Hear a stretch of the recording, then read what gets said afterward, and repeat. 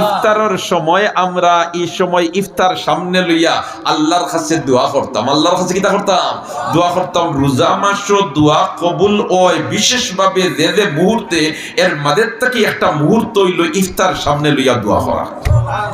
আমরা তো এই সময় তাকি দেয় খালি ইফতারির আয়োজন ব্যস্ত, কিয়র দুয়ার কিয়র কিতার হেমনে খালি আজান পড়লো আর ইবাই সুপ পালানি মাতো না না, আমরা তো খাইবার লাগে তো হলতা রেডি, কিন্তু ইফতারর কিছু আগে অন্তত 3 মিনিট আগে আমরা ইফতারি রেডি করিয়া এই সময় কায় মনোবাক্যে আল্লাহর তরফে মুতাওয়াজ্জহ হইয়া বয়াত থাকতাম, আল্লাহর দরবারও মনের বেদনারে তুলিয়া ধরতাম। কারণ এই সময় আমার আল্লাহ আসমানও বড়াই করে, হুকা সুবহানাল্লাহ, ফেরেশতাগুলোর সামনে বড়াই করে, ওই আমার ফেরেশতার দল দেখো যাই নিতাই কিতা কররা আমার বদামান দিয়ে, ও আল্লাহ ইতাই ইফতার করবার লাগে খালি অপেক্ষা কররা, বলে দেখেনি তার সামনে খানি নাইনি ফানি নাইনি বলে